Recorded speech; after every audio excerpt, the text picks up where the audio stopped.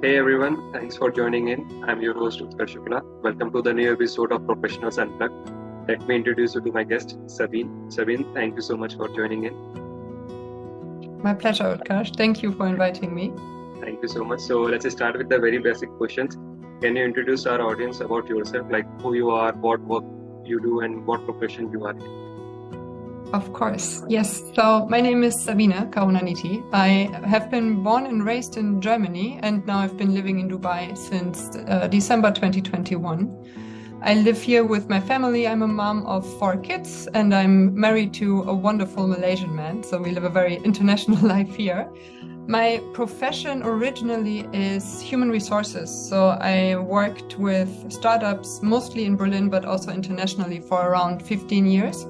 And now that I'm in Dubai, I work as a startup consultant, specifically around HR strategy. And the goal is to enable HR teams to have an immediate and big impact on business strategy as a whole, business growth and success. And apart from that, I work with individuals directly. So I'm an awareness trainer.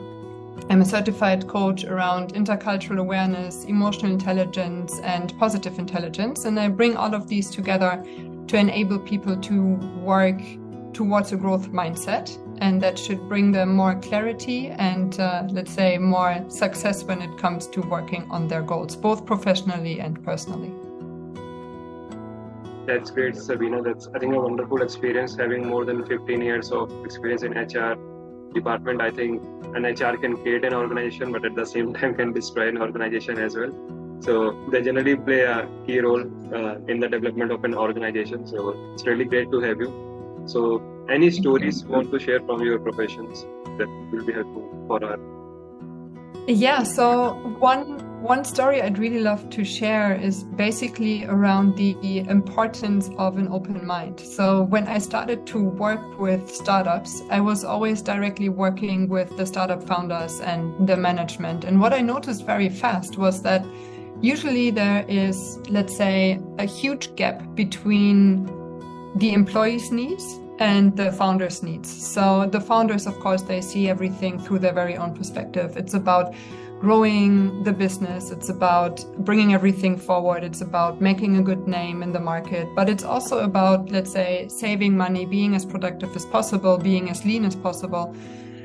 And of course, they do want the workforce to be motivated, but understanding how to keep the workforce motivated and how to create a very good work environment, that's oftentimes not so, let's say, in the awareness of founders. So, and when you then take a look at the employee side of things, that's a very different perception, right? They oftentimes don't know what exactly is actually going on the business side. All the different information that is available to the founders is not necessarily available to the employees. And so bridging this gap of awareness, but also of different needs, is what I was focusing on when I was working with startups. And so what I do is that I am working with the founders directly, and I am helping them to create a more open perspective, to really see the wholesome picture outside of their very own perspective, but to also understand what employees need and how they can make sure that everybody is feeling appreciated and valued, because this is crucial for employees to be motivated. And at the same time, it's also about an open mind and a broader perspective for employees. So actually giving them access to more information, skilling them up in the sense that they actually understand the dynamics of the entire business and not just in their very own, let's say, sphere, and specifically also to enable them to collaborate with different people from different departments so that they get out of their silos.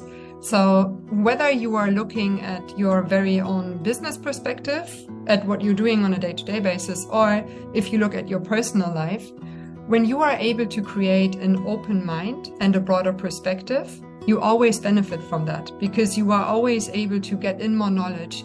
You are learning from different people with different perspectives, with different experiences. And that actually also allows you to make decisions that are not just for your own benefit, but for others' people's benefit. And they realize that it's not just all about you, but that you are also, having them in mind. And then they pay that back to you.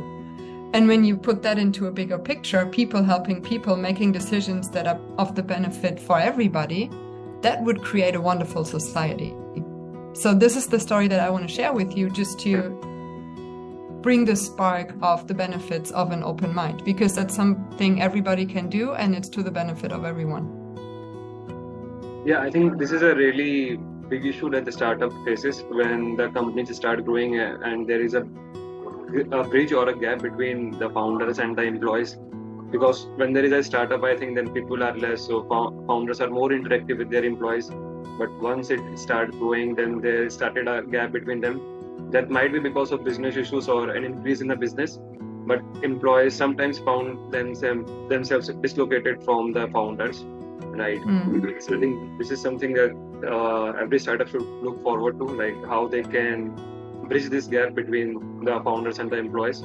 Because I think I have been working with 2 startups lately, but I have faced the same issue in both of them. Like the founders and the employees started facing some type of gap between them because the business has been growing and the founder need to focus on the business end more. So there's kind of a gap between them because of less information. That's the main issue rather than founder being isolated. So I think a better way to provide information to the employees should be focused on these cases. I mean, that's really a well said topic. I mean, thanks so much. So I think next question I will ask you is, what is your dream?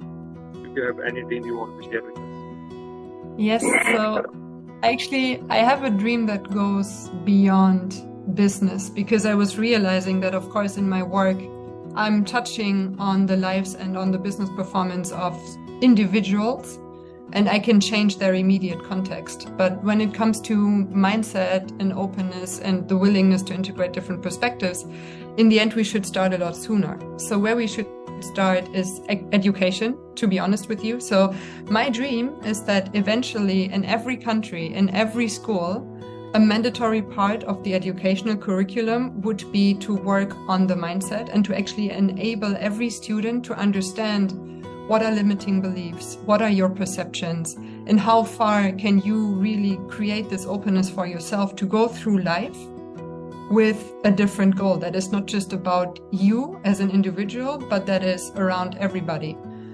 Because this will have an actual impact on society. So that would be my dream, that emotional intelligence and ideas around a growth mindset would be integrated in every school's curriculum. So it's like educating people about their emotional intelligence and let them know what they can do apart from the education that they are getting, right?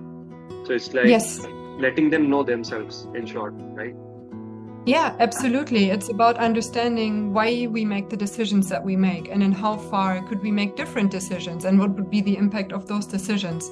And to really also believe in ourselves much more, because when we have the belief that we can reach and do and create everything, then this entire motivation is a spark that also reaches other people. So instead of living with limited beliefs and thinking that we won't be able to reach anything or to create anything, I would love every single student to have a very strong belief in themselves, because that will carry on beyond the simple actions that they take every single day.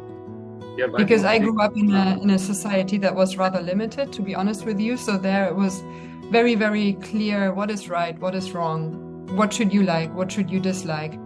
And I didn't really understand why we have to be so limited in what we do. So when I tried to challenge the status quo, it wasn't very welcomed. And now, especially that I live in a different country and I can look into my home country from the outside, I am really realizing that this limitation and this lack of openness is a huge disadvantage for the country itself, for the political system, for the society that lives there. So compared to other places where you have much more of an openness and this understanding that things can be created and things can be changed to the better, that is definitely the way forward that I believe in. Yeah, I think this issue has been faced in many countries where people are generally getting not into themselves, like following certain kinds of trends or not getting themselves opened by the fear of society or a fear of a culture they are working in. So I think this is a very big problem that we are facing right now, and this is something that we need to address as well. So it's a great shout out to you, because you have been talking to issue and one of your dreams. That's really impressive. Thanks so much for sharing this insight with us. Thank you. All right, I think I'm done with this interview. So thank you so much, Sabina, for joining in. Thank you for your insights. Really great talking to It was a you. pleasure. Very Thank you insightful. so much for inviting me. Thank you, Sabina. Have a great day. Thanks. You too. Thank you, Utkarsh.